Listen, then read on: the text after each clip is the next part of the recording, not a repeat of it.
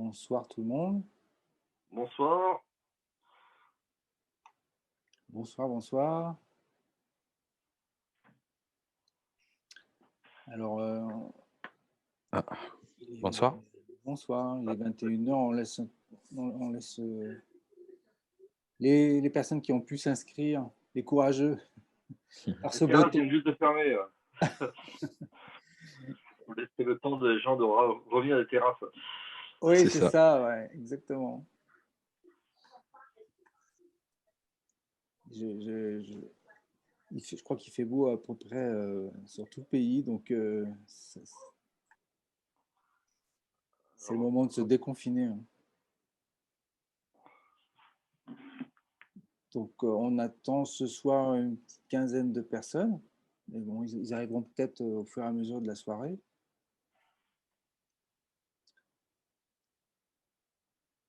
Et puis, je vois de nouvelles têtes. Il y a aussi des habitués.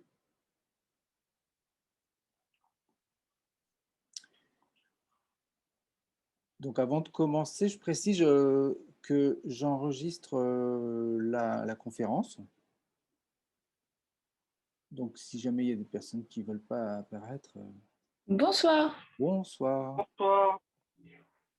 S'il y a des personnes qui sont censées, je dis ça à chaque fois, être en train de travailler ou être ailleurs, quoi, il faut couper la caméra.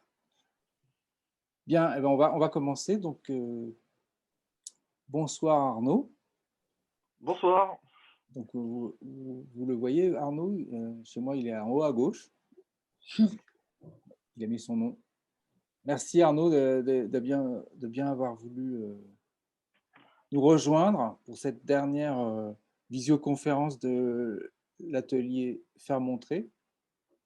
À la rentrée, on se verra en vrai, en fait. Je vais essayer de continuer ces petites conférences, mais dans une vraie salle avec du vrai public. Et puis, ce qui n'empêchera pas qu'il y aura une possibilité éventuellement de transmettre de cette manière-là pour ceux qui ne sont pas dans la salle. Voilà, donc Arnaud Brignon, un confrère qui vient de sortir un livre, et c'est pour ça que je l'ai invité, un livre tout frais, qui sort pratiquement de l'imprimeur. Ah ouais, Donc, non, ouais, tout c'est juste. ça, hein, il sent encore très bon l'encre de l'imprimeur. Un livre qui a été... attendez, j'admets des personnes en même temps, pardon. Un livre issu d'une résidence que je vais vous présenter très rapidement, puis Arnaud va rentrer dans les détails. Un livre qui s'appelle Les doutes, un titre énigmatique. Pareil, Arnaud va s'entendre nous en parler. Terre et territoire, dans la collection Terre et territoire, édité chez Filigrane, et qui est donc le résultat d'une résidence qu'il a menée à l'automne, c'est ça? À l'automne 2020, Arnaud? Ouais,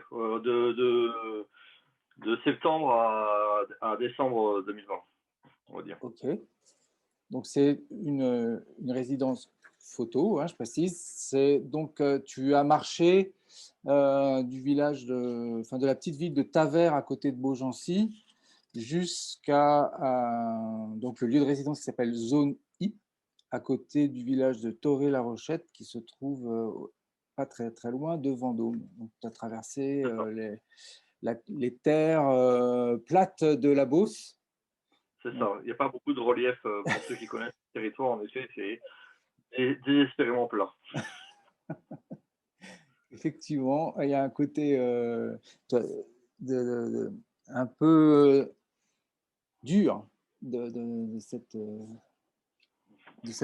territoire. D'ailleurs, tu parlais tu as écrit un petit texte au début, enfin un petit texte, je dirais même, c'est un grand texte, hein, pour un photographe. Tu as écrit ton journal, en fait, qui a accompagné tes prises de vue.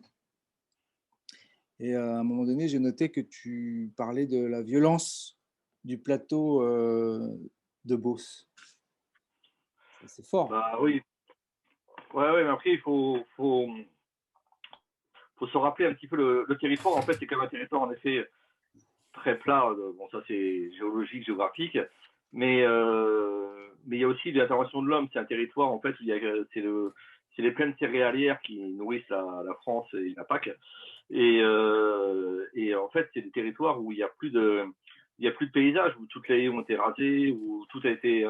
Donc en fait, il y a vraiment cette impression de désert, puisqu'on voit la ligne d'horizon, on la voit à 80 km, puisqu'il n'y a plus rien qui bloque la ligne d'horizon, quoi. Donc c'est ça aussi qui fait cette violence. C'est pas que, mais ce côté désertique, il a été fait par l'homme, par contre. S'il n'y avait pas l'intervention de l'homme, ça serait comme la Sologne qui est plus juste après, un territoire de forêt. Donc il n'y a pas de raison à ce que rien ne pousse. Ouais. C'est que l'intervention de l'homme. Et donc, ton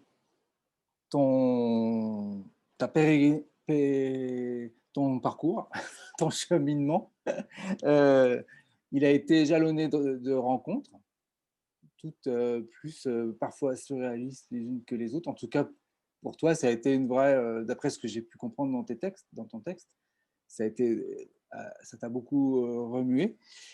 Et évidemment, moi, ce qui m'a frappé, c'est tout de suite les images qui m'ont fait penser. Alors, c'est totalement personnel, hein, Arnaud. Tu vas me dire, mais qu'est-ce que c'est que ce délire? Moi, j'ai parfois pensé au film de Tarkovsky, Stalker, à cause de l'irradiation dans les images, et puis ces couleurs, et cette ambiance qu'il y a finalement assez parfois. C'est un mélange de douceur et c'est un peu oppressant parfois. Il y a une tension, il m'a semblé, dans tes images, entre une poésie, une contemplation du paysage, on t'imagine marcher comme ça, et puis parfois des paysages un petit peu inquiétants. Ouais. À Mais je travers peux en la mettre nature. quelques-unes, hein, si tu veux des images. Du coup, il faut que tu m'autorises à partager l'écran, mais si tu veux, je peux en mettre Ah oui, quelques-unes. c'est ça, il faut que je t'autorise, pardon. Euh, Du coup, j'en profite là, pour ceux qui viennent d'arriver, qui sont en plus ceux que je connais. Mais comme on est très peu nombreux ce soir, ce que je comprends vu le beau temps et la réouverture des terrasses, vu qu'on est très peu nombreux, on peut aussi n'hésitez surtout pas en tout cas à intervenir, à couper. On n'est pas assez nombreux pour que ça soit compliqué de se couper et de poser des questions, quoi. Après on peut faire une conférence classique, mais voilà, surtout si vous avez un moment, une question, une intervention, voilà, faut pas hésiter, quoi. ok. En tout cas, peut-être que tu peux commencer parce que je pense qu'il y a quelques personnes qui ne connaissent pas, peut-être par présenter, tout en montrant les premières images, qu'est-ce que c'est que cette résidence zone I? C'est pas zone interdite? Alors, c'est vrai que zone I, alors attends, hop. Ah mais attends, du coup, zone I, je peux vous montrer directement sur Internet. Vous voyez là, du coup, c'est bon, Ouais, vous voyez ouais, mon ouais, on voit écran. ton écran.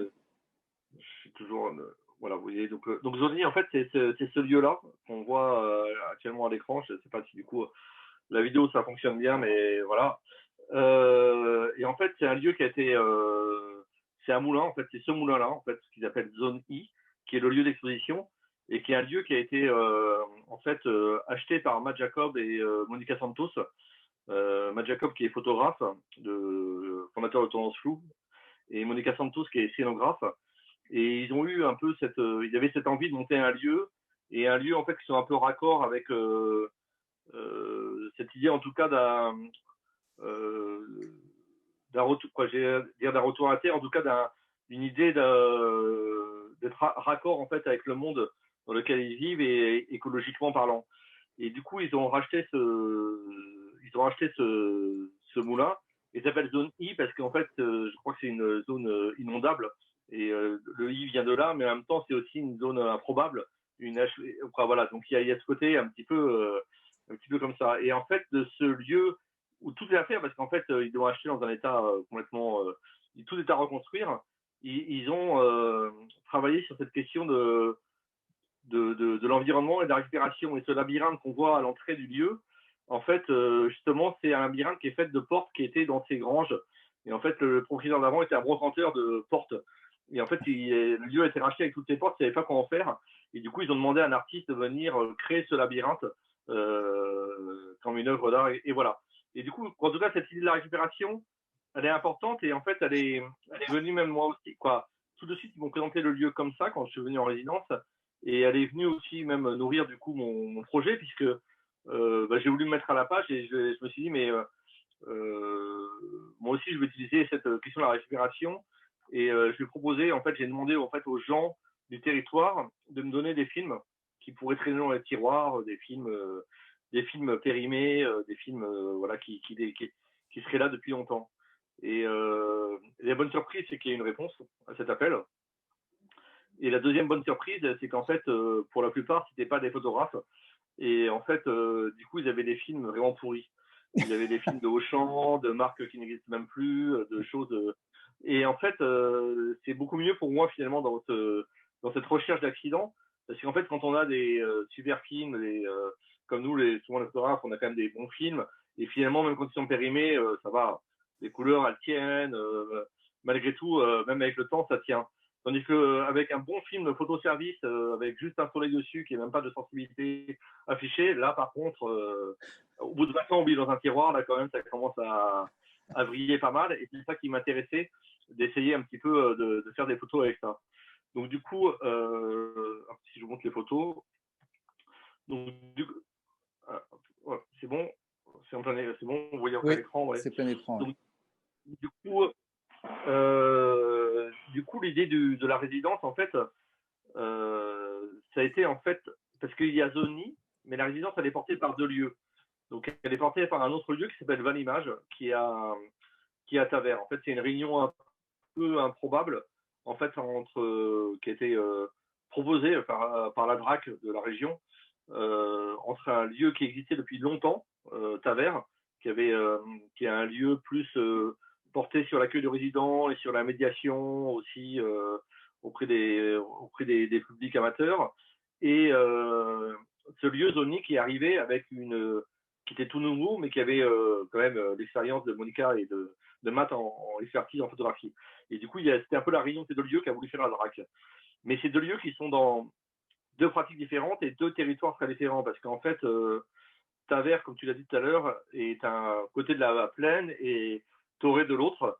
En fait, Tavers est en bord de Loire, du fleuve, et Toré en bord du Loire, qui est une petite rivière. Et c'est vraiment deux territoires qui n'ont rien à voir.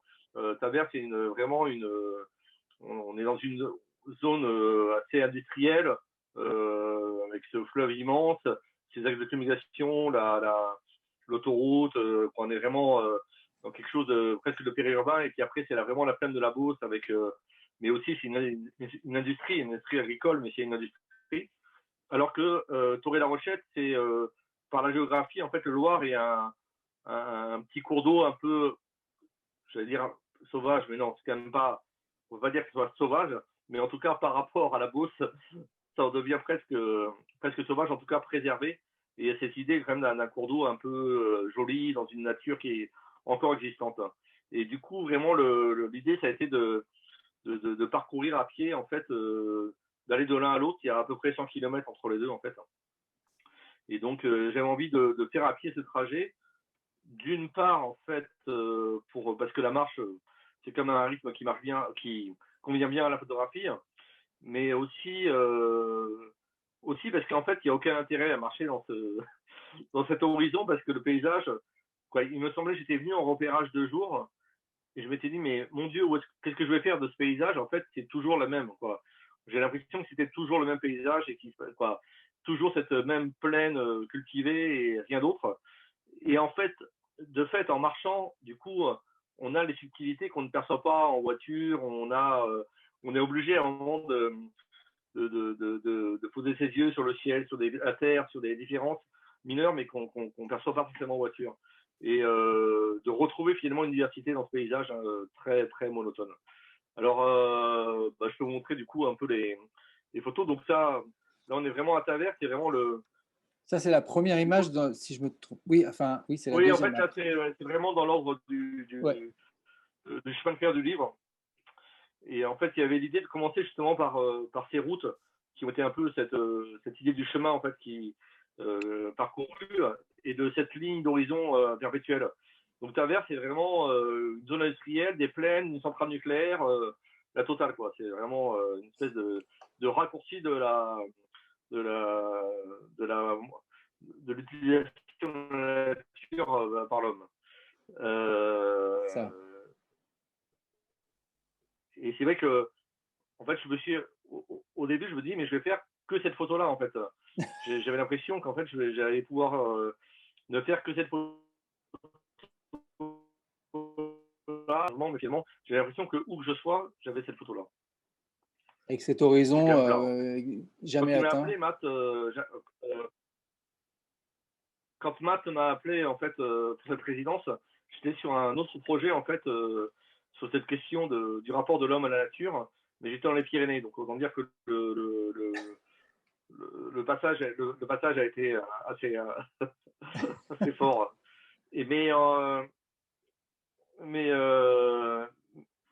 donc en fait, je vais juste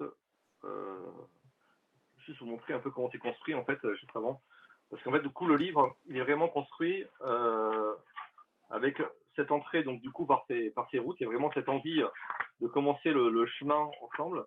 Et puis après il y a ce texte dont tu as parlé en fait, qui est un texte qui est à la fois ce que tu as dit, à la fois un carnet de voyage et aussi un texte avec toutes mes interrogations sur la question justement de l'utilisation par l'homme nature, on va en parler, mais voilà. Et après, oui, pardon, excuse-moi. Ouais, vas-y, je te laisse terminer, puis après, je reviens sur le texte. Et après, il y a le deuxième cahier photo, du coup, qui est comme une fiction en fait, qui est cette fiction un peu que je raconte par rapport au territoire, quoi. C'est ça du coup là, je peux vous montrer ça, et après on peut peut-être Attends, hop. Ok. Bon, je vous montre juste ce passage. Bon, après, on retrouve de toute façon nécessairement cet horizon plat dans les photos, mais on retrouve aussi l'accident qui est très fort en fait. Ça c'est vraiment typique des films que j'ai trouvés. Et puis en fait, dans ces films, il y avait même des films où les procédés n'existent plus pour les développer. Je pense au Kodachrome, je pense à l'E4, que je connaissais même pas en fait avant. J'ai eu des pellicules E4 qui est l'ancêtre de l'E6 de la diapo pour les techniciens, quoi. Et en fait, je sais même pas comment tirer une image de ça, donc je les ai développés dans d'autres procédés.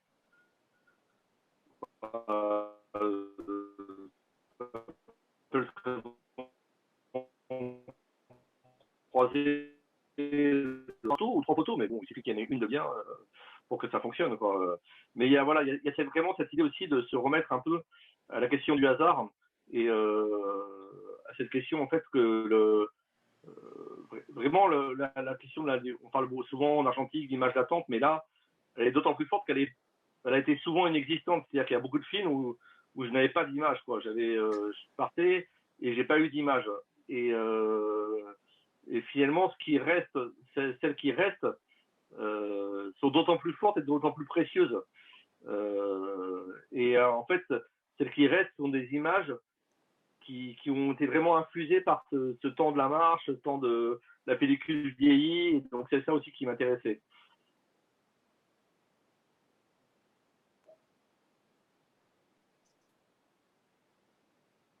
Oui, j'aime beaucoup cette dimension du hasard, en fait.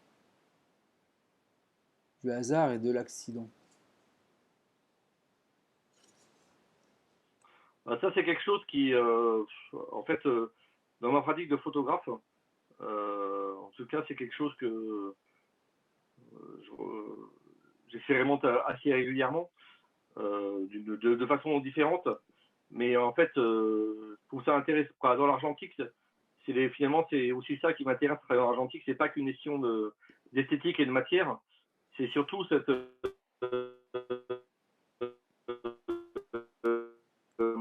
parce qu'évidemment, quand on prend une photo, on a une intention, et en fait, par l'accident argentique, et c'est ça qui m'intéresse. Typiquement, cette photo-là, bah, c'est ça, c'est une pellicule où il n'y avait qu'une photo sur le film, celle-là. Mais finalement, ça tombe bien, Oui, on est pas mal. c'est, ouais, il y a comment dire, c'est vraiment le hasard qui t'a joué des tours, quoi, et qui t'a dit, voilà, il y a que cette image, voilà, c'est la bonne.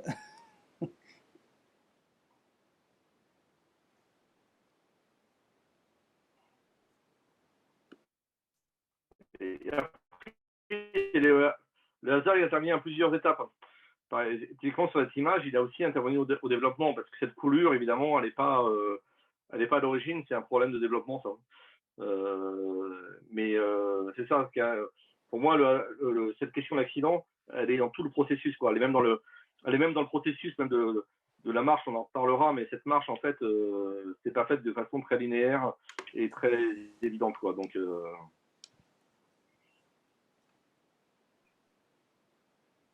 j'aime bien, en fait, pas trop savoir où je mets les pieds, finalement.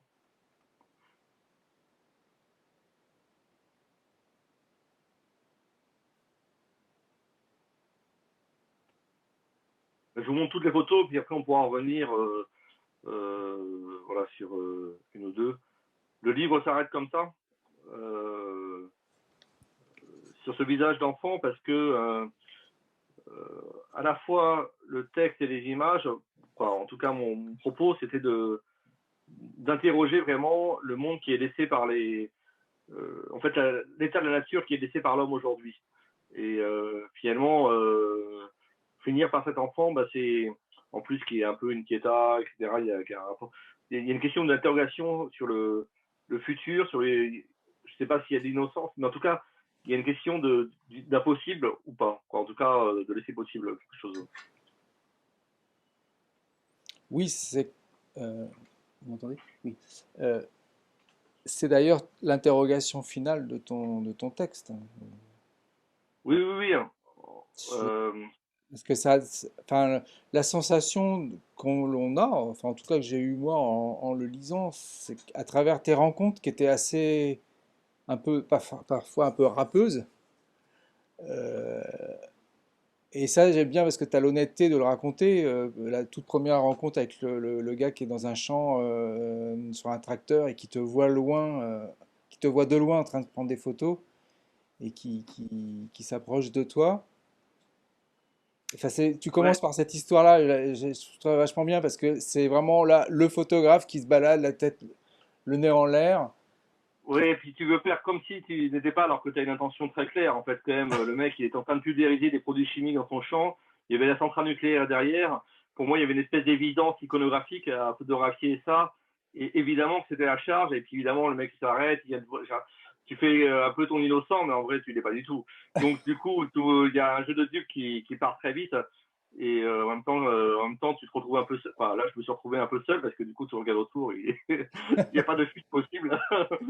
Donc, du coup, tu es obligé de te confronter à cette discussion que finalement, peut-être j'aurais évité autrement. Mais c'est ça qui m'a intéressé dans ces rencontres, c'est qu'elles se sont imposées à moi, en fait, quelque part. En fait, l'idée du parcours de la marche, c'était de faire donc de relier à pied les deux territoires, mais du coup en dormant chez des gens qui auraient accepté de m'héberger pour une nuit, sachant que en plein Covid, on est quand même dans une année particulière, donc venir accepter d'héberger déjà quelqu'un d'une manière générale, c'est pas d'une évidence aujourd'hui dans notre société, mais en plus en plein Covid, d'un mec qui vient d'une grande ville, voilà, c'est encore moins évident. En plus, il trouve que le voyage a été décalé parce que j'ai eu le Covid sur le premier voyage que je devais faire, donc il a été annulé.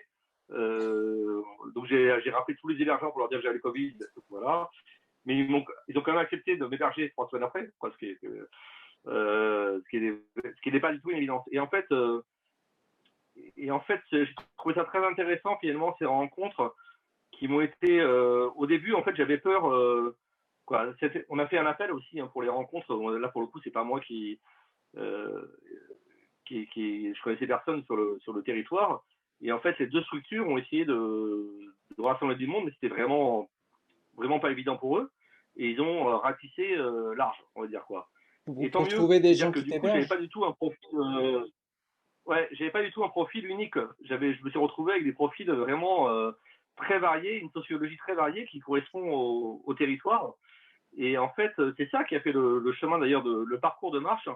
En fait, il n'a pas été du tout fait en disant je vais marcher de là à là parce que c'est intéressant, j'ai vu qu'il y avait un truc. Non, non, il s'est fait parce que là, on m'a dit qu'il y a quelqu'un qui a accepté de me faire dormir. Donc, ok, je vais aller là. Et puis après, c'est un peu loin aujourd'hui, mais bon, il n'y a pas le choix. Donc là, je vais aller là. Et puis après, je vais aller là. Et le parcours s'est fait comme ça, juste par l'acceptation en fait des gens qui m'hébergeaient. Et en fait, il se trouve que je suis en fait après je suis revenu sur une autre fois en fait je suis revenu deux autres fois sur le territoire et là pas en marchant mais en voiture, mais je suis en fait cette marche elle a vraiment fait le squelette de ma résidence, c'est-à-dire qu'après je suis retourné voir les gens soit pour ce qu'ils étaient, soit pour par rapport à mon interrogation que j'avais sur cette question du rapport à la terre, pour qu'ils me présentent d'autres personnes. Et par exemple, on parle de cet agriculteur qui est un agriculteur, on va dire, pour schématiser, dans un schéma intensif, etc., qui a été vraiment une des premières rencontres, mais qui a été euh, intéressante parce que pour moi, j'étais quand même dans des a priori assez, toujours, mais assez forts, mais du coup, ça m'a permis il m'a obligé à pousser mon raisonnement et mon questionnement pourquoi en fait je refuse cette agriculture-là. Mais d'accord, mais qu'est-ce que je veux, et du coup c'était finalement il m'a poussé à réfléchir à cette question de l'alimentation, qui est une question que j'avais un peu balayée facilement en bon écolo citadin. En allant à la Biocoop faire mes courses et j'étais tranquille, j'étais peinard par rapport à cette histoire-là. Mais non, c'est beaucoup plus complexe et voilà quoi. Et donc du coup, et c'est ça qui m'a intéressé dans ces rencontres. Et le deuxième, par exemple, chez qui j'ai dormi, était chasseur. Et du coup, il m'a Oui. dit, moi je suis chasseur, c'est une aubaine formidable. Moi j'ai jamais chassé de ma vie, je lui ai dit, mais on peut aller à la chasse ensemble. Il m'a dit, ouais, si tu veux. Ouais. Et finalement, voilà, j'ai vécu cette chasse comme ça, puis il a appris, il y a eu la pêche, il y a eu la forêt. Et en fait, finalement, grâce à ces rencontres, je me suis retrouvé dans ce territoire, exactement dans les questions que je me posais, en fait, mais finalement, pas par des spécialistes, mais par des spécialistes, pas que j'aurais choisi par une notoriété ou parce qu'ils sont particulièrement remarquables, non, par des spécialistes, mais juste par un savoir-faire et par le hasard de notre rencontre. Et cette question du hasard aussi revient encore là, en fait, finalement. Oui, à un moment donné, justement, t'es avec ce chasseur et t'es témoin de. Il rate sa cible. J'ai bien aimé cette.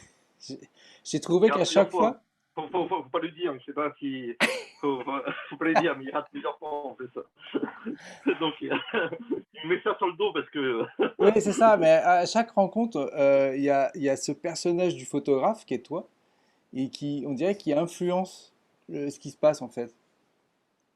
Bah, oui, de toute façon, ça influence. Mais de toute façon, une photo est toujours faite comme ça. C'est toujours à un moment une rencontre avec un paysage, une rencontre avec quelqu'un. Et en fait, elle est jamais, une photo, elle se fait jamais seule, quoi.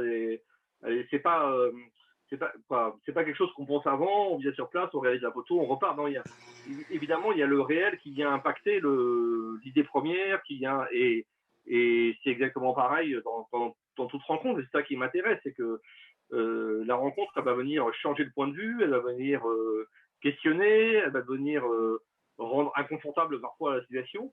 Mais c'est ça qui m'intéresse, justement, cet inconfort m'intéresse. Ce serait trop facile, sinon. Il y a aussi un Et, pêcheur que tu as, croisé, un pêcheur d'eau douce professionnel. ouais, alors ça, j'ai découvert plein de choses. Hein, quoi. Déjà, pour moi, le chasseur était une espèce d'entité unique. Donc, il y avait le chasseur, quoi. Bon, donc j'ai découvert, ça m'a rappelé tout le sketch des inconnus, évidemment, le mauvais chasseur, le bon chasseur, mais j'ai découvert en fait la multitude de chasses qui existaient, et en effet, la multitude aussi d'inscriptions dans des histoires différentes par rapport à l'environnement, et, et euh,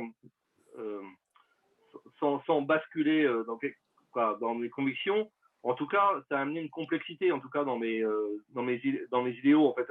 C'est évident qu'en fait, après avoir vécu cette chasse, j'ai un regard complètement différent quand même sur la chasse aujourd'hui que je l'avais il y a juste avant, beaucoup moins caricatural, on va dire, quoi. Et j'aime bien, en fait, amener cette complexité, même si elle me trouble un peu, parce que forcément, cette complexité, elle amène des questions, des fois, que j'ai pas tellement envie d'avoir, mais c'est des fois beaucoup plus simple sans ces questions, mais en fait, c'est ça qui m'intéresse, c'est ce pêcheur. Ouais, c'est marrant, je savais pas qu'il y avait des pêcheurs d'eau douce professionnels, en fait, et du coup, quand je l'ai en fait, on m'avait donné son contact, et quand je l'ai au téléphone, et qu'il me dit, je suis pêcheur professionnel, en fait, je n'avais pas de rencontration, je ne savais pas quoi me. Je me demandais si s'il avait une canne à pêche et qu'on allait faire, s'il avait un bateau, si quoi. Je savais pas à quoi ça ressemblait en fait un pêcheur d'eau douce professionnel quoi. Bah, je voulais lire pour savoir à quoi ça ressemble. Mais voilà, non ça c'est voilà. Excuse-moi, comment tu, par rapport aux prises de vue, est-ce qu'elles étaient liées à tes rencontres, dans le sens où, par exemple, est-ce que tu as tenté de faire le portrait de ce pêcheur, même un portrait qui soit, je veux dire, pas frontal, hein, ou est-ce que tu photographiais, voilà, quand il y avait tout d'un coup une lumière Ah, qui oui oui t'intéressait, c'était comment? en fait vraiment cette histoire de marche et de rencontre c'est le squelette. Donc en fait j'ai fait des photos à chaque fois.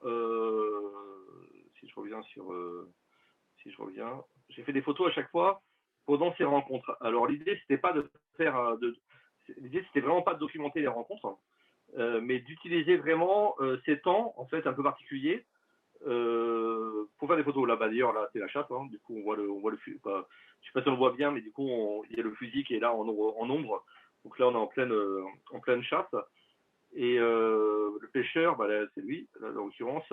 Et voilà, Les la, prise ciblures. de, la prise de la journée. Après, voilà, l'idée, c'était vraiment pas de documenter les rencontres. Donc, c'était vraiment de se servir plutôt de ce matériel pour à la fois les photos et le texte. Mais en fait, les photos et le texte sont assez, on peut dire, quoi.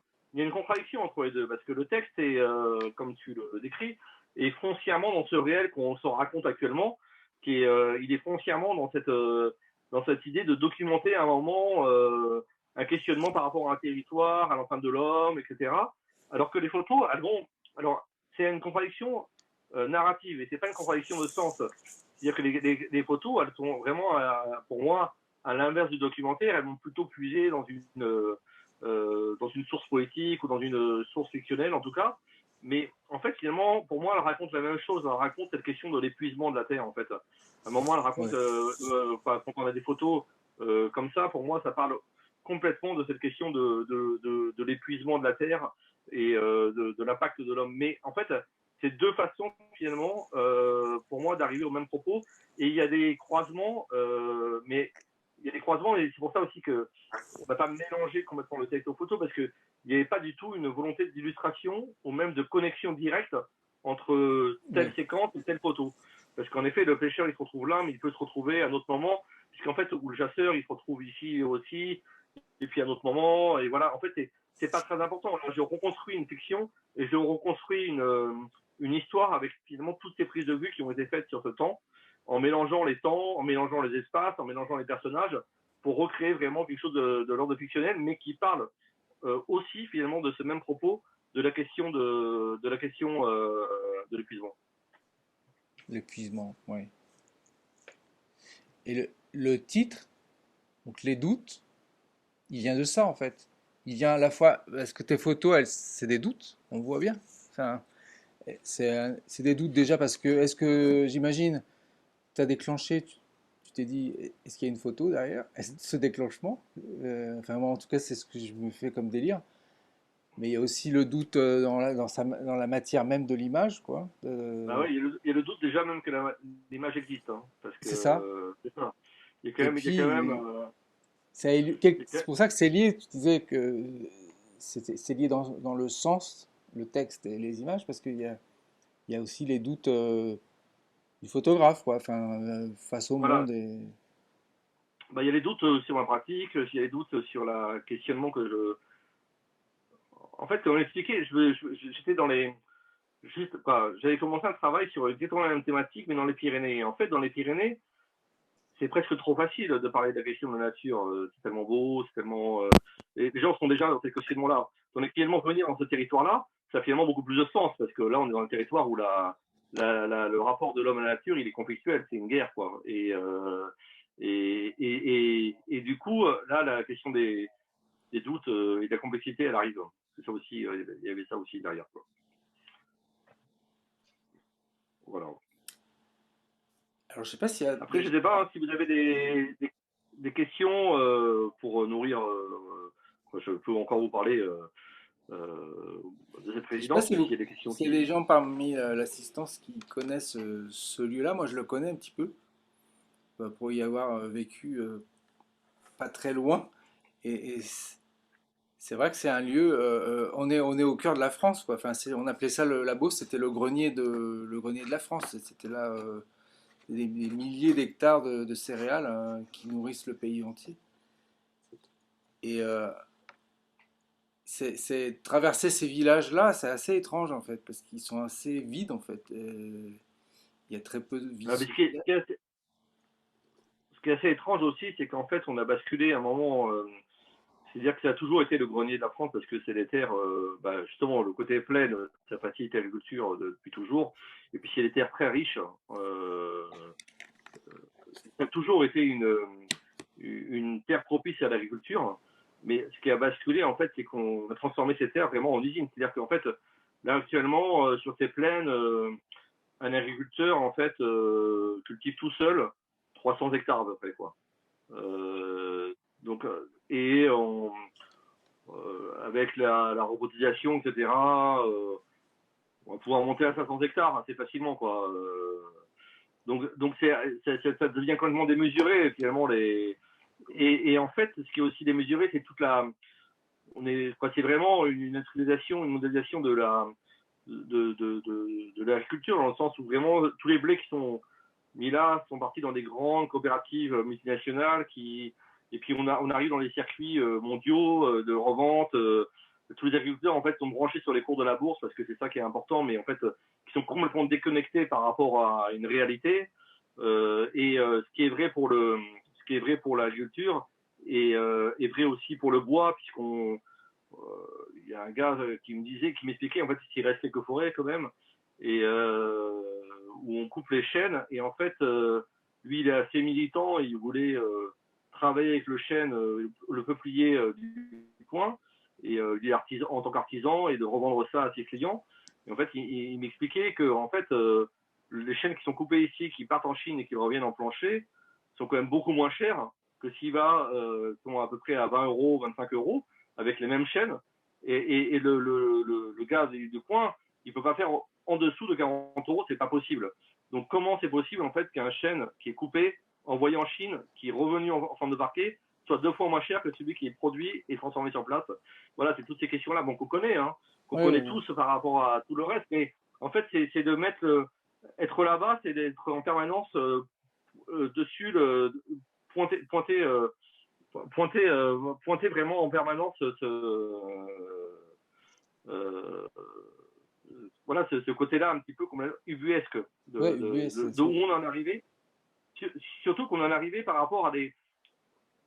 C'est même pas comme l'industrialisation où on est sur une matière, un produit manufacturé avec.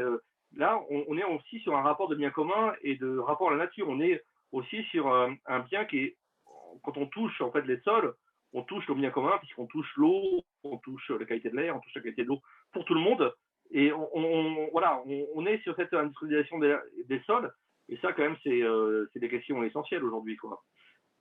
Tu vois que on n'est pas si loin de Tarkovsky dans son film Stalker, hein, cette zone interdite où soi-disant l'homme ne peut pas vivre. Et enfin, moi, je trouvais que dans tes images, je sais pas si c'est conscient de ta part, mais le fait d'avoir choisi ce type d'image, bon, ça, c'est pas nouveau, tu as toujours travaillé comme ça, euh, mais était totalement, illustrait totalement cette angoisse en fait qu'il y a derrière Ouais, ta ouais, marche. Après, moi, je suis très influencé en plus, à titre personnel. Moi, j'aime beaucoup l'anticipation, la science-fiction Voilà, et les ok, Philippe Cadic, des Damasio et tout ça. Donc, c'est des choses ça te qui parle. peuvent complètement m'influencer dans mon. Évidemment que ça infuse mon travail et que ça infuse ma. Je me retrouve complètement dans ces pensées aussi, justement, finalement, à l'échelle micro. Moi, j'aime beaucoup ces rapports où finalement, on se dit qu'on ne peut plus rien faire tellement la machine est grosse et voilà. Et en fait, si finalement à l'échelle micro, c'est toujours l'accident de l'homme aussi qui vient perturber tout ça, quoi. Il y a un moment, il se passe quelque chose qui vient perturber tout un système mondial. Bon, on le voit actuellement, là, on a bien vu cette année. Hein. Il se passe un truc qui vient tout perturber, et ce truc, il est tout petit, quoi. Et ça, c'est intéressant de voir que tout peut s'effondrer par l'action d'un seul homme. Voilà, et quoi. En tout cas, c'est l'espoir qu'on peut avoir. Et alors, il y a Lumière d'encre qui met à propos de tes images, qui dit, tu as des images de fin de monde, avec ce choix du hasard et d'une approche sombre. Alors voilà, c'est Ça marrant va que dans Lumière d'encre parle l'essentiel. d'approche sombre. Hein. Ah, mais je connais Venant Lumière de d'encre. Lumière d'encre, c'est pas mal. Mais je connais Lumière d'encre.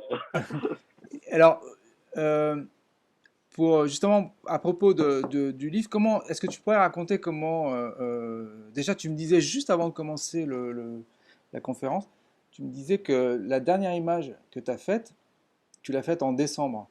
Donc il y a eu une Ouais, espèce d'urgence ensuite ouais. Il y a eu une réelle à- urgence à créer le dans cet livre. objet. Ouais, dans cet objet, en fait, l'objet du livre, il n'était pas nécessairement prévu au départ. En fait, dans la résidence,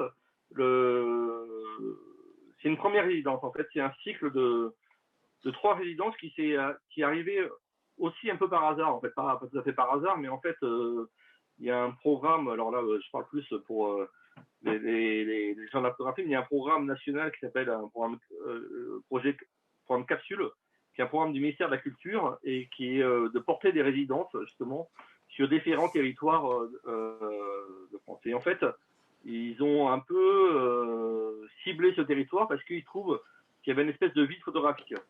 Il se passait pas grand chose. Il y avait ce lieu, Taverne, à l'image, mais sinon il se passait pas grand chose en termes de photographie. Et il y avait Zoni qui venait de se monter. Et du coup, en fait, ils ont proposé à Zoni d'intégrer ce programme. Mais en fait, il fallait l'intégrer tout de suite maintenant. Enfin, c'était une histoire, bon, ça se passe comme ça. Et du coup, en fait, donc l'idée de Zoni, ça a été de dire, bon, ok, c'est un programme sur 3 ans. Et du coup, ils m'ont appelé en fait pour cette première résidence, et pour les 2 suivantes, l'idée c'est de faire un appel à hauteur. Là d'ailleurs, l'appel à hauteur, il y a eu un appel à hauteur, et la prochaine résidente, c'est Julie Asquette, une photographe de Brest, de l'agence Myope. Et en tout cas, du coup, l'idée c'était à chaque fois donc d'avoir sur ces 3 ans 3 photographes, 3 regards sur un même territoire. Mais en fait, au départ, il n'y avait pas du tout cette question du livre. Elle est venue au fur et à mesure de la résidence. Tout s'est construit au début. Quoi, c'était vraiment, elle est arrivée tellement subitement, cette résidence, j'ai envie de dire, on l'a presque construit un peu ensemble avec Matt et Monica, qui sont les porteurs de Zoni. Je parle plus de Matt et Monica parce qu'en fait, Taver est aussi très présent quoi, Taver et l'image, sont aussi porteurs en fait de cette résidence. Mais c'est vrai que là, en termes de direction artistique, ils ont fait le choix en fait que ce soit Zoni qui porte le choix artistique, la direction artistique de la résidence, et que Taver soit plus un porteur en termes de faisabilité et d'expérience. Voilà. Donc du coup, c'est pour ça que je parle plus de Zoni et du travail de Matt et Monica. Et c'est vrai qu'on s'est dit, on s'est dit que oui, on allait faire un ouvrage de ce travail.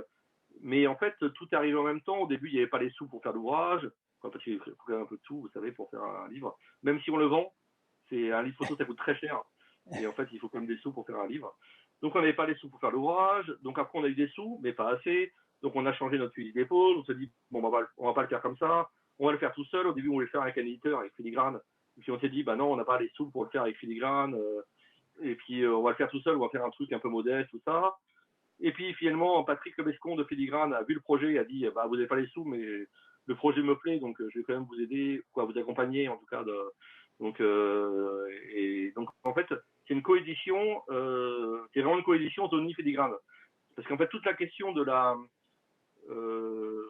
conception et de la maquette a été fait par Zoni, et ensemble, quoi.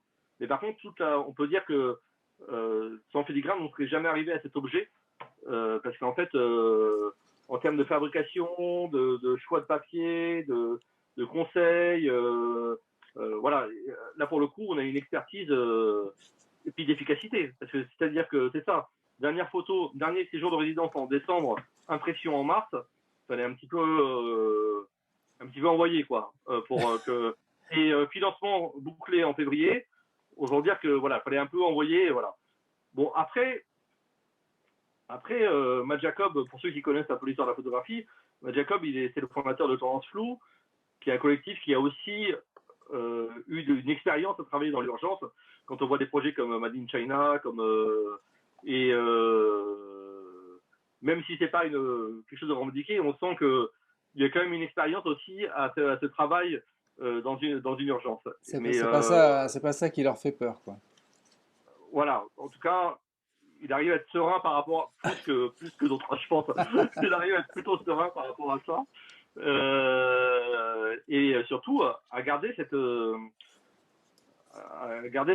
tout cas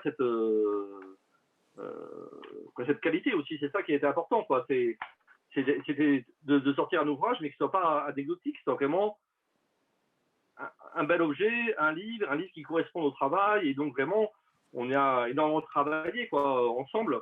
On a énormément travaillé dessus pour que cet objet, il corresponde vraiment à ce qu'on voulait faire, avec comme toujours, avec ce qu'on avait comme financement, la couverture. Mais voilà, mais en fait, finalement, les problèmes ont été des forces, quoi. Cette histoire de cette couverture en carton avec ce rabat, qui était une excellente idée, moi, je trouve, de Monica, mais qui va très bien avec le propos, en fait, qui va complètement avec le propos du livre, quoi. Oui. Et le livre accompagne une exposition Oui. qui a Alors, en fait, été donc retardée, si j'ai bien compris. Voilà, c'est ça. En fait, on aurait pu retarder le livre, du coup, on aurait gagné 3 mois, mais c'était pas le but au départ. Donc, en fait, le livre devait sortir le 1er mai pour l'inauguration de l'exposition. Mais du coup, l'exposition a été en effet retardée. Donc, en fait, l'exposition, elle circule aussi sur les deux lieux. Elle est à la fois à Tavers et à Toré-la-Rochette. Donc, normalement, elle devait commencer. En deux exemplaires ou elle va voyager? C'est la même, non, c'est la même qui circule. D'accord. C'est la même qui va d'une à l'autre. Et du coup, normalement, ça devait ouvrir à Toré et après à la Toré et après à la Tavers.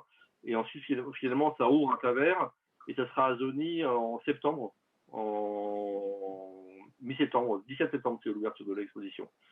Donc, du coup, voilà. Mais oui, c'est pareil aussi, c'était un peu aussi de trouver une exposition, parce que les lieux sont pas du tout les mêmes. Donc il a fallu trouver aussi une exposition qui puisse s'adapter aux deux lieux. Voilà. Mais ça, c'est aussi la force de Monica, qui est vraiment aussi un savoir-faire en scénographie, quoi. C'est vraiment son champ d'action, quoi. Et voilà, elle a su trouver les idées. Ce sont les mêmes images que dans le strictement les mêmes images que dans le livre? Strictement non, mais globalement oui. Ça fait pas comme réponse. Ouais, c'est très bien. Non, strictement non, parce qu'on peut s'autoriser à des choses un petit peu différentes. Ouais. Et puis la narration, elle n'est pas la même dans une exposition et dans un livre. Donc voilà, par exemple, même le texte. Le texte, en fait, on ne peut pas le mettre en exposition, donc il va apparaître. Il va être là, sous une autre forme, en fait, dans l'exposition que dans le livre. Et à l'inverse, les images, elles n'ont pas forcément. C'est aussi ça qui est intéressant, de jouer sur des rapports très différents, comme il y a des images qui sont toutes petites dans le livre, comme la première image qui est assez petite finalement dans le livre et qui est dans l'exposition, va être une image très importante, quoi. C'est ça aussi qui est intéressant. Je trouve aussi que c'est pas du tout la même émotion, ça ne va pas être la même émotion, ça ne va pas être la même expérience devant un travail dans le livre que dans l'exposition, même si le sens est le même, justement. Sinon, ça sert à rien d'avoir les deux objets. Il faut avoir une expérience et une émotion différente. Ok. C'est Tu connais la date précise de l'inauguration de l'exposition à... Oui, alors, quoi, je la connais, oui. En fait, l'exposition, elle ouvre le 17, mais le vernissage, c'est la semaine d'après. Je regarde mon calendrier en même temps. Non, c'est même 15 jours. Oui, c'est ça, le 17, c'est l'ouverture de l'exposition, mais certainement que le vernissage sera le 24, 25, 26. Voilà. Le week-end du 24 septembre. Donc Ouais. on peut tous se retrouver là-bas. Ouais, en plus, ça va être un gros événement, hein, parce qu'en fait, c'est aussi un moment où il va y avoir aussi des projections. Je crois que c'est pas secret, donc je peux l'annoncer avec Michael Ackerman, avec Tendance Flou, avec d'autres, avec aussi de la musique. Voilà, il y a aussi un rapport à la musique, un rapport événementiel, quoi. Et c'est Donc, le lieu, ça a lieu là où que tu nous as montré tout à l'heure dans la vidéo avec tout à fait, le moulin et le tout à fait, labyrinthe. ça, Ouais, tout à fait, ça a lieu à ce ça donne moment-là. envie. Et pour les Parisiens, c'est à 40 minutes de Paris en TGV. Pour les Toulousains, c'est à 6 heures, 6 heures et demie en Théose, à peine, à peine. Bon, quand il marche pas, plutôt 7 heures, 8 heures. Voilà, mais ça fait partie de l'expérience du voyage aussi. On peut y aller à pied aussi. C'est ça, on On- peut y aller à on- pied. En plus, je pense que le chemin est plus beau pour y aller que l'arrivée. Ok, alors écoute, il est presque 22 heures, donc on avait prévu 1 heure. Et il y a peut-être des questions Oui, il parmi y a une question, je vois, de Lumière d'encre, hein, du Oui, coup, qui me demande avec la belle si le écriture. texte est un contrepoint, est-il un contrepoint dans cette même vision. Alors en fait, comme j'ai expliqué, Claude, tout à l'heure, en fait, vraiment, l'idée du texte, oui, c'est d'être dans le même, en fait, dans le même questionnement, mais c'est pas la même vision. On n'est pas, c'est pas une, euh, on part de la question d'anticipation là et de la science-fiction qu'on peut retrouver dans les photos et cette question de la fictionnelle. Et le texte, il se veut au contraire très ancré dans le réel et dans des questions d'aujourd'hui. Il y a presque un texte qui serait dans le présent et qui est un peu un questionnement sur pourquoi on en est arrivé à ce présent-là, et des photos qui sont plus une projection dans un futur. Voilà pour répondre. Ok, je ne sais pas s'il y a d'autres Il y a d'autres comme questions. Si un mec n'ose pas questionnements. parler, vous pouvez faire comme Lumière d'encre, c'est bien, comme Vous pouvez ça écrire. on a le droit voilà, d'écrire comme ça, de cacher comme ça. Le livre, il est déjà en Alors vente, Arnaud? ouais, le livre est en vente. Euh, il est en vente. En fait, il n'est pas distribué par les distributeurs. Donc du coup, en fait, il se donne un peu de la main à la main. Donc du coup, il est en vente sur certaines librairies. Alors, comme évidemment, comme on est un peu, comme c'est nous qui le donnons de la main à la main, bah, il est très représenté sur les librairies de Vendôme, sur les librairies de Toulouse, mais on a aussi quand même été à quelques villes, autres villages comme Paris. Il est aussi à Paris, par exemple, à la Comète et à Vue. Comme ça, il y a Paris-Est, Paris-Ouest, hein, comme ça, voilà, D'accord. Ah oui, d'accord. les Il n'est lieux. pas forcément distribué dans toutes les, enfin, Non, les non, il librairies. ne le sera pas. Il le sera pas parce qu'on n'a pas de distributeur. En plus, c'est un livre qui n'a pas un gros tirage, donc de toute façon, ça n'a pas forcément de sens qu'il soit distribué partout. Après, D'accord. bien sûr, on peut l'acheter en ligne directement sur le site de Zoni ou sur le site de Filigrane. Mais l'idée, c'est plutôt de le mettre sur des lieux photos, en fait, sur des lieux photos aussi où les gens vont, quoi. Je pense à la Comète ou à la Galerie Vue. C'est quand même des lieux aussi fréquentés par des amateurs de photographie. Donc c'est pas une obligation de le mettre partout, quoi. Voilà, Ouais. il est à Marseille, à Zoëm, il est à Arles aux grandes largeurs. Voilà, il est sur les endroits un peu spécifiques. C'est vrai qu'on alors après, comme c'est nous qui distribuons, des fois ça manque. C'est vrai qu'on manque un peu de.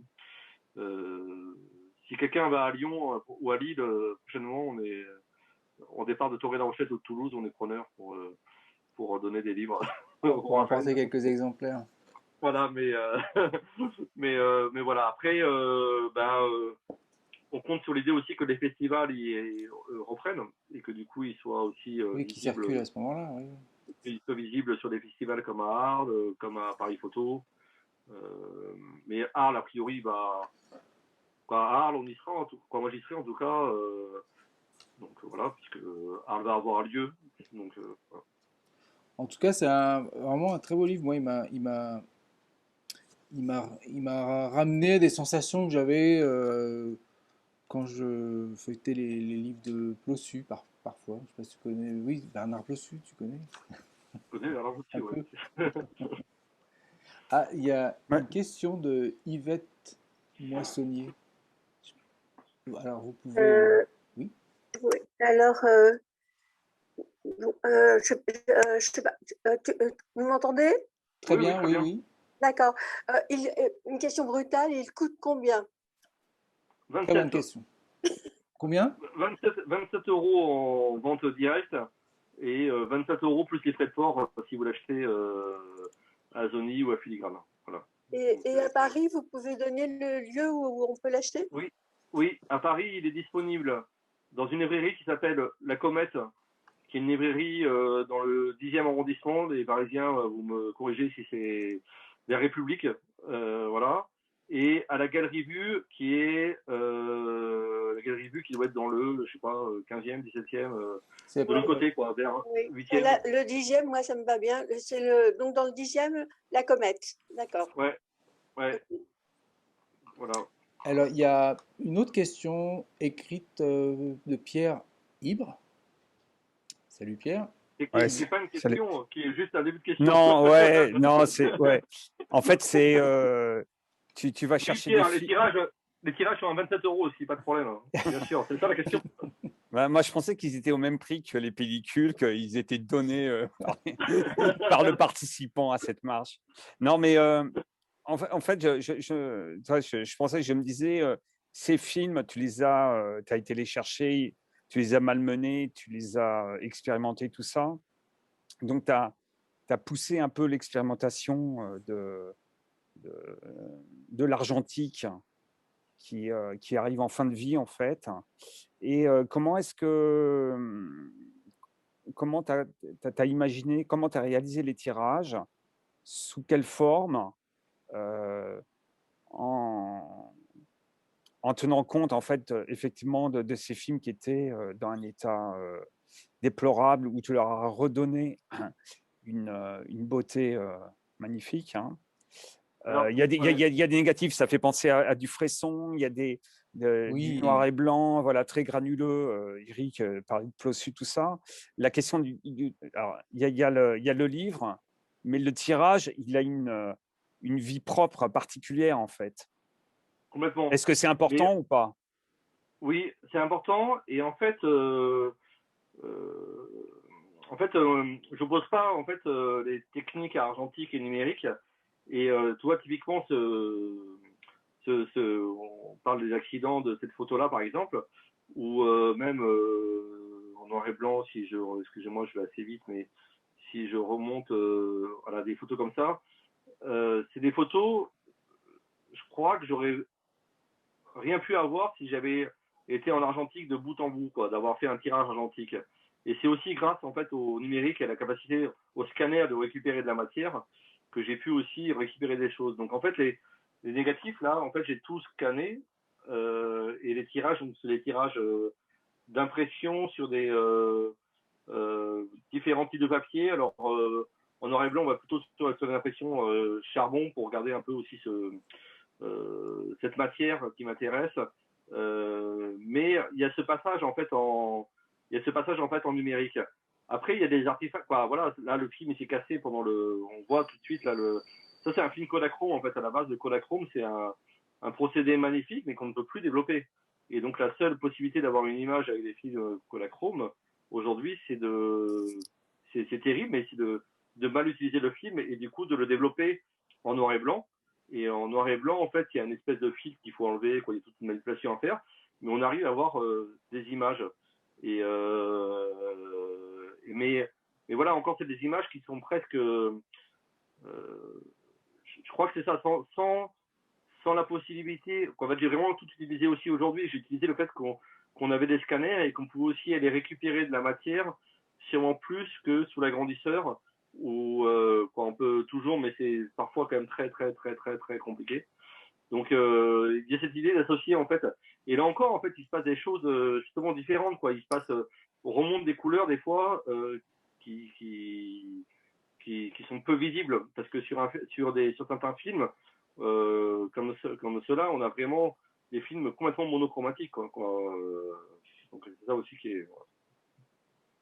Donc, ça te dérange pas, c'est une question, ça te dérange pas d'intervenir en fait au niveau du traitement des couleurs, au niveau Alors, en fait, du pour être rendu. tout à fait, ouais, pour être tout à fait transparent, je vais vous montrer, bougez pas, c'est juste là. J'ai rien contre, hein, c'est vraiment une question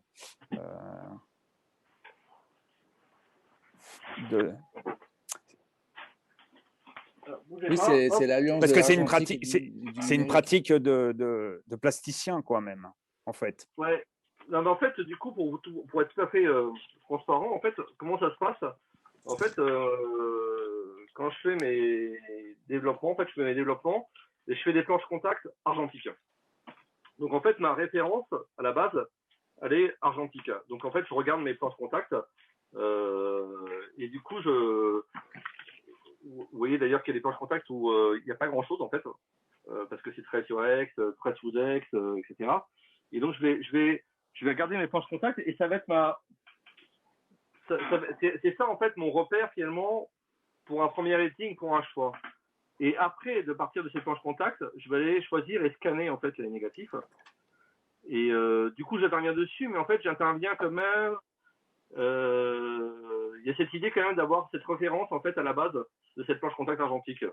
Mais oui, bien sûr, j'interviens dessus pour récupérer les contrastes, pour récupérer des couleurs, pour récupérer de la matière, voilà, pour plein de choses, quoi. Et il peut même se passer des choses pendant cette étape de scan qui sont intéressantes parce que il peut se passer justement des matières qui apparaissent pas du tout sur la planche contact ou voilà, typiquement sur des photos comme ça, sur la planche contact, il y a vraiment pratiquement rien et c'est vraiment au scan qu'on redécouvre des éléments. C'est intéressant parce que la construction, moi, c'est une chose que, désolé hein, pour les bruits extérieurs, c'est la construction se fait tu travailles tes images jusqu'au bout, en fait, jusqu'à l'objet Ouais, final, jusqu'au tirage.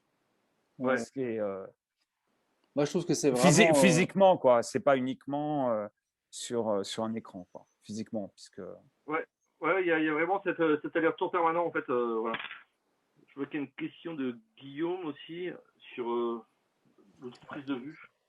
Alors ça, c'est facile. Les appareils photo que j'utilise, en fait, j'utilise des petits appareils photo argentiques, en fait, comme ça, en fait. C'est ça, des photos avec lesquelles j'ai fait les prises de vue, c'est ça. Donc, ça, c'est un demi-format. En fait, ça fait la moitié d'un AK-36, donc ça fait des 12 grains aussi très forts, très exposés, qu'on est vraiment à des tout petits. On le voit d'ailleurs, on le voit sur ces pellicules-là, voilà. C'est un côté un peu Super 8, voilà, par rapport à un AK-36 qui est de cette taille-là. Du coup, là, on va être la moitié d'un AK-36. Donc voilà, ça c'est vraiment les deux appareils que j'utilise. Alors, celui-là, non, il n'est pas trop aléatoire quand même, parce qu'il y a une cellule qui fonctionne encore assez bien. C'est un appareil avec un peu d'électronique, un autofocus, une cellule, donc ça marche assez bien. Celui-là, la cellule au sélénium, ça marche beaucoup moins bien, en effet.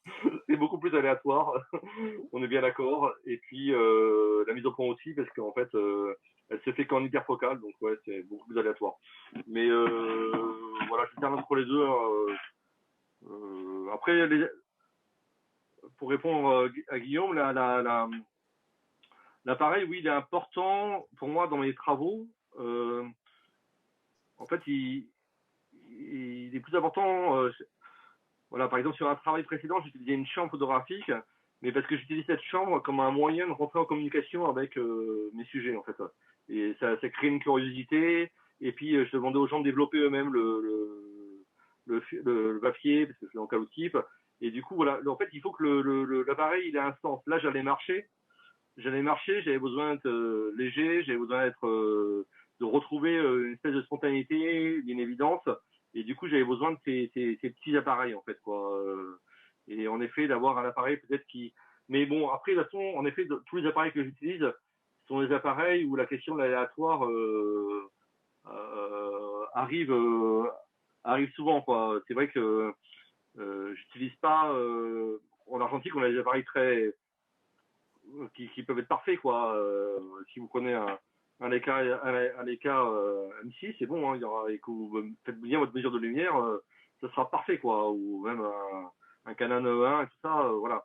Donc c'est vrai que je vais quand même chercher des appareils où il y a des imperfections qui sont possibles, parce que même à la chambre, je vais utiliser du calotype ou des choses comme ça, ou des optiques un peu foireuses.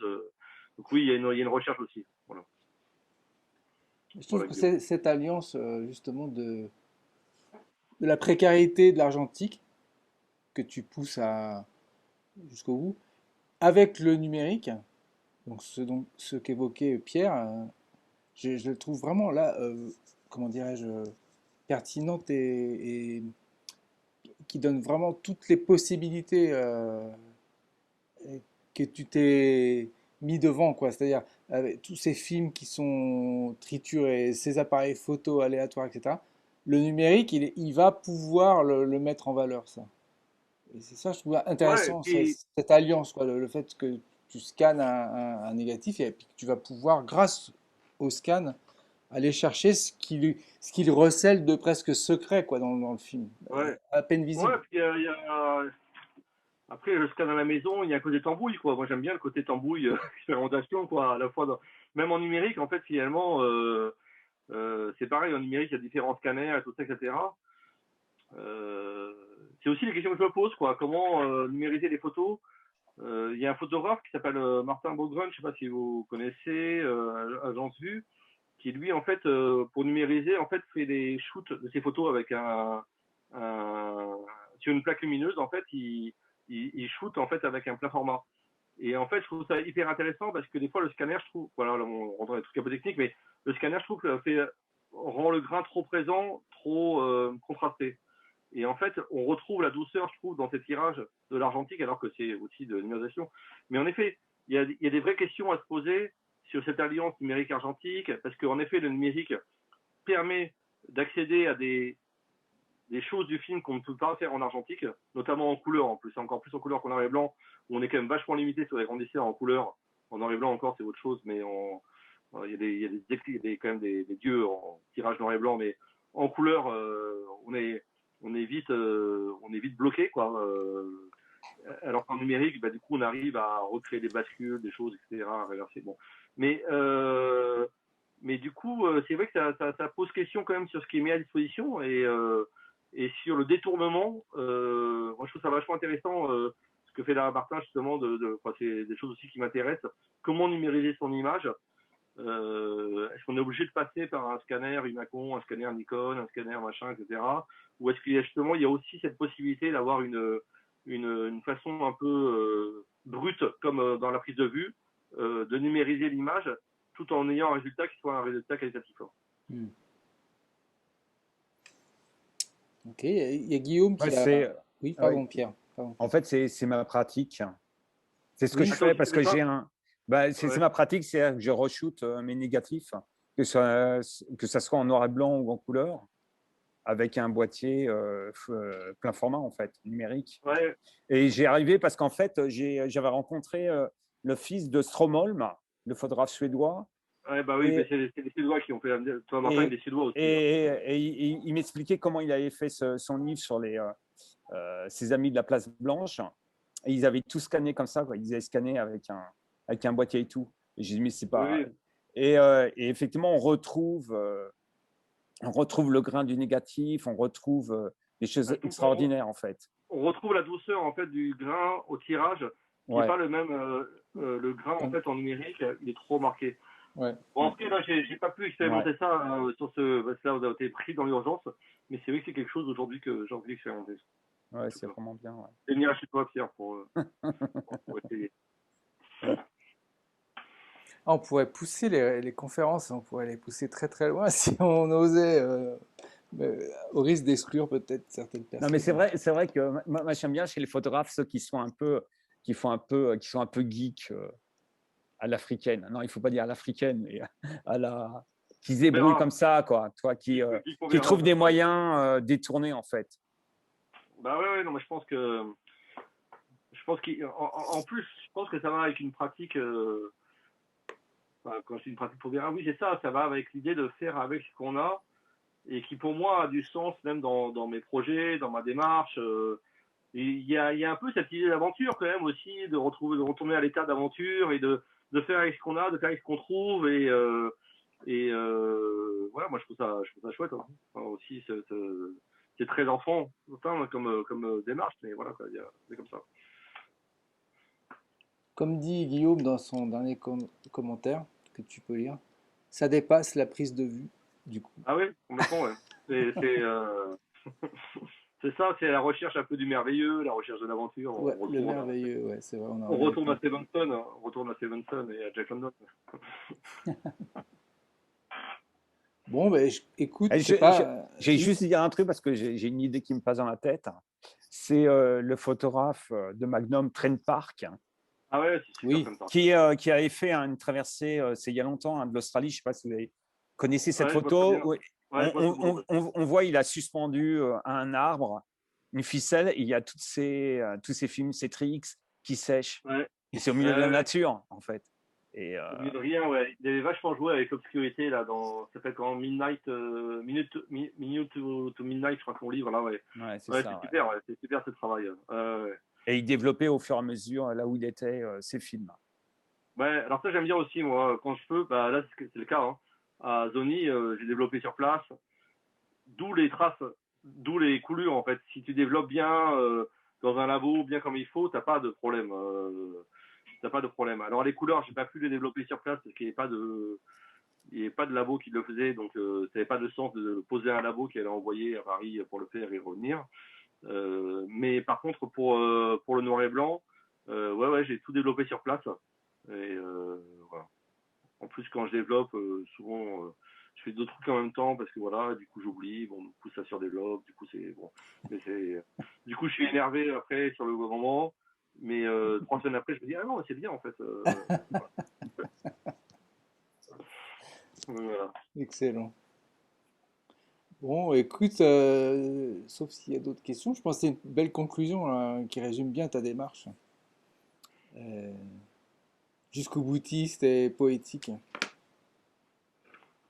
Donc, écoute, on lui souhaite une belle vie à ton livre. Et puis, on va vouloir voir l'expo. Et venez voir Hein, l'expo, oui, venez bien voir l'expo. sûr. Venez On va voir l'expo. organiser des voyages. Ouais, non, mais en plus, c'est vraiment un lieu qui vaut le coup d'être connu. Et puis, ce moment du vernissage, là, je pense que ça va être vraiment un moment très, très festif et très intéressant photographiquement, quoi. Avec, ça. Il y a aussi cette idée de rencontre quand même à Tony qui est importante, quoi. Donc, Bah, je lancerai, pour les fidèles de Faire Montrer, de l'atelier Faire Montrer, je lancerai un covoiturage pour ceux qui sont partants. Là, on peut aller tous en bagnole ou faire un convoi de au départ, bagnole. au départ de Toulouse et de Céré, parce que je vois quand même, il y a une section du Sud, là, je vois dans les noms, il y a des Ah, gens du Sud, de Toulouse et de Céré, mais si tu lances le covoiturage depuis Céré, ça marche. Hein. écoute, on va voir ça. Il faut que je m'organise. C'est juste après la porte d'Orléans, c'est plus au Sud, mais c'est. C'est juste. Pardon, très bien. Oui, Yvette, il y a Yvette, je crois, qui a une question. Ah, j'ai pas vu, pardon. Voilà, donc je disais, oui, peux-tu donner l'adresse de ce lieu-là, comment ça s'appelle, la zone I, dont La tu Sony, ouais, parles. bien sûr, ouais. Oui, non, mais surtout qu'en plus, il va y avoir des expos pendant l'été. Alors, moi, je fais ma com, hein, mais en vrai, vous pouvez y aller avant. En vrai, je mets le site en commentaire. Il y a cet été, il y a une expo de Léa Rodin, et puis il y a aussi une soirée autour de la question des projections autour de la forêt, je crois, un travail. Et il y a Tendance Flou qui vient en faire une commande. Il y a Jolie Squat, donc qui est la nouvelle résidente qui va commencer sa résidence. Euh, voilà, donc du coup, il se passe déjà des choses cet été à Zoni, bien sûr, il faut y aller. Et puis là, il y a une expo qui vient d'ouvrir. Dans le labyrinthe, en fait, ils ont un travail de récupération d'images de mémoire et d'archives en fait familiales du territoire qu'ils affichent dans ce labyrinthe en fait. Voilà. Donc c'est le labyrinthe un peu de la mémoire. Très beau, très bel espace, hein, magnifique. Que j'ai vu que en photo, donc moi j'y vais, Ouais, c'est faut y sûr, aller, en septembre faut j'y vais. venir. Je vais Ouais, voir. faut venir. C'est sur la route de, je sais pas, mais sûrement. C'est sur la route. C'est sur la route. On trouvera l'adresse sur le site et on Non, mais il y a une s'organisera gare les uns les TGV. autres. Pour les Parisiens qui prennent le TGV pour aller à Bordeaux, il y a une gare là, qui sert à rien, qui s'appelle Vendôme. En fait, elle sert à ça, elle sert à la zone I, en fait. Elle Quand sert à la on zone part, un. on te dit, mais c'est quoi cette gare au milieu de rien, etc. Voilà, en fait, Ah, c'est pour ça qu'il y a la gare. alors on espère qu'il y a des gens de Vendôme qui nous écoutent. Et- Ouais, alors là, je me fais allumer. Je me fais allumer. Regarde, là, c'est fini. Et on faudra couper un peu cette. Voilà, sinon je vais. On coupera au montage. Ouais, s'il te plaît, ouais. Afin de garder les subventions de. On fera comme s'il y a eu un bug et puis. Ouais, voilà, on fait un bip. Voilà. Bon, bah écoutez, au nom de toutes les personnes qui sont là, merci beaucoup Arnaud d'être venu virtuellement nous présenter ton livre, c'est magnifique. Et puis Eh ben, merci à tout le merci. monde, voilà, tous les courageux qui ont, pour la dernière visioconférence, se sont présentés. C'est bien sympa. Ouais, c'est vrai que c'était courageux avec le beau temps qu'il faisait, avec les terrasses ouvertes, il fallait en vouloir pour venir, quoi. Donc, je vous félicite. Je vous félicite d'être venu, d'avoir tenu le coup. Ok, et puis bah, bonne soirée à tous et à Merci. bientôt sous Merci, une autre merci. forme. Ciao, Et bien, ciao, au revoir tout le monde. en septembre à Zomi, on se croise, du coup. Yes, Ou salut. avant, peut-être à Arles. Oui, parce qu'à Arles, il va y avoir un truc, non? Non, Pierre, vous faites un truc, non, Ouais, Arles? ouais. Profite Ah, il y bien a que Myop à ça. Arles, ouais, on en profite. Il y a beaucoup de travail parce que c'est dans un mois et on vient de s'y mettre. Voilà. Alors Oui, bon vous allez courage faire un à petit Myop truc. aussi. Ouais. Voilà. Allez, salut. Salut, Salut! merci. Au Ciao. revoir. Ciao. Au revoir.